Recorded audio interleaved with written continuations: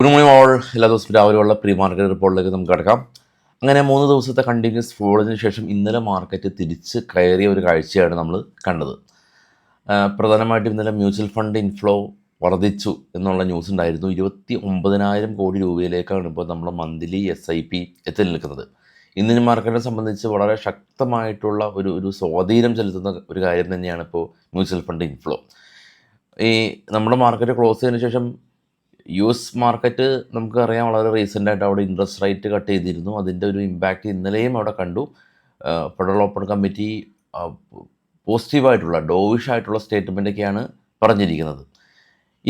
ഇന്നത്തെ പ്രധാനപ്പെട്ട കാര്യം എന്ന് പറഞ്ഞാൽ ഇന്ത്യയുടെ ഇൻഫ്ലേഷൻ ഡേറ്റ വൈകിട്ട് 4 മണിക്ക് വരുന്നുണ്ട്. അത് വളരെ കീനായിട്ട് വാച്ച് ചെയ്യേണ്ട ഒരു ഇവൻ്റാണ്. കൂടാതെ നമുക്കറിയാം ഈ കാനഡ ഇന്ത്യക്കെതിരെ പുതിയൊരു താരിഫെല്ലാം തന്നെ പ്രഖ്യാപിച്ചിട്ടുണ്ട്. അതിനെ മുൻനിർത്തി ഇന്നലെ നമ്മുടെ PM മോഡിയും US പ്രസിഡൻറ്റും തമ്മിൽ ഒരു ടെലഫോണിക് കോൺവെർസേഷൻ ഉണ്ടായിട്ടുണ്ട്. താരിഫിനെ സംബന്ധിച്ച് കാര്യങ്ങളൊക്കെ ചർച്ച ചെയ്തിട്ടുണ്ട് എന്നുള്ളതാണ് ന്യൂസ്. അപ്പോൾ ഇന്നത്തെ പ്രധാന ഹൈലൈറ്റ് ഇതാണ്. ഇന്ന് നമ്മുടെ മാർക്കറ്റ് ക്ലോസ് ചെയ്തതിന് ശേഷം ഉണ്ടായ ഇമ്പാക്റ്റുകൾ നോക്കുമ്പോൾ ഏറ്റവും താഴെ നാസ്ഡാക്ക് ഫ്ലാറ്റാണ്. എന്നാൽ ഡോ 646 പോയിൻറ്റിൻ്റെ ഒരു റാലി, ഏകദേശം 1.3% റാലി രേഖപ്പെടുത്തിയ. അതിന് മുകളിലുള്ള 3 യൂറോപ്യൻ മാർക്കറ്റും പ്ലസ്സിലായിരുന്നു. ഇപ്പോൾ ട്രേഡ് ചെയ്യുന്ന നിക്കി, ജപ്പാൻ, കൊറിയ, ചൈന, ഓസ്ട്രേലിയയിലെല്ലാം തന്നെ പോസിറ്റീവായ രീതിയിൽ നിലകൊള്ളുന്നുണ്ട്. ഏറ്റവും ടോപ്പിലേക്ക് പോകുകയാണെങ്കിൽ ബിറ്റ്കോയിൻ 91,000 ആണ് എത്തി നിൽക്കുന്നത്. ഡോ ഫ്യൂച്ചർ പ്ലസ് ആണ്. 26,014 നമുക്കുണ്ടായിരുന്ന നിഫ്റ്റിയുടെ ക്ലോസിങ്. 26,147 ഗിഫ്റ്റ് നിഫ്റ്റി ഇപ്പോൾ നിൽക്കുന്നത്. അപ്പോൾ അതായത് ഗിഫ്റ്റ് നിഫ്റ്റിയിൽ ഏകദേശം ഒരു 50 മുതൽ 100 വരെയുള്ള ഒരു ഗ്യാപ്പ് അപ്പ് നമുക്ക് എക്സ്പെക്റ്റ് ചെയ്യാനായിട്ട് സാധിക്കും ഇന്ന്.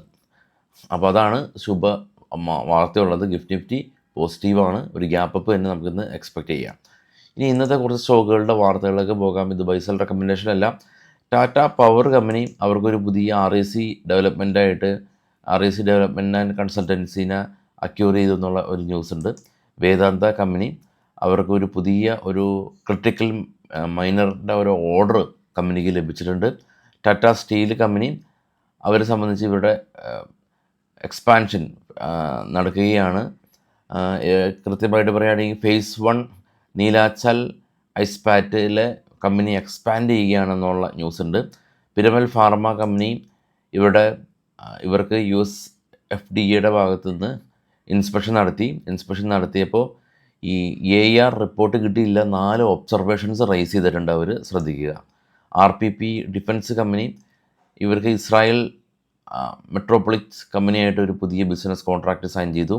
രാമ സ്റ്റീൽ കമ്പനി ഇവർ UAE ബേസ്ഡ് ആയിട്ടുള്ളൊരു ഓട്ടോമോട്ടീവ് കമ്പനീനെ അക്യൂർ ചെയ്തിട്ടുണ്ട്. $296 മില്യൺ. ആസ്ട്ര മൈക്രോവേവ് കമ്പനി ഇവർക്ക് 171 കോടി രൂപയുടെ ഓർഡർ കിട്ടി. സിയൻറ്റ് കമ്പനി അബുദാബി ബേസ്ഡ് ആയിട്ടുള്ളൊരു കമ്പനീനെ അക്യൂർ ചെയ്തു. NBCC കമ്പനി ഇവർക്ക് 300 കോടി രൂപയുടെ ഓർഡർ കിട്ടി. ഹൊനാസ കമ്പനി മാമാർത്തിൻ്റെ പ്രൊമോട്ടേഴ്സ് ഇവർ ഈ മെൻസ് ഗ്രൂമിങ് കമ്പനീസിനെ അക്യൂർ ചെയ്തു എന്നുള്ള ന്യൂസ് ഉണ്ട്. BTM വെഞ്ചേഴ്സിന്. ടെമ്പോ ഗ്ലോബൽ കമ്പനി 700 കോടി രൂപയുടെ ഓർഡർ കിട്ടിയതായിട്ടാണ് ഇപ്പോൾ ഉള്ള ന്യൂസുകൾ.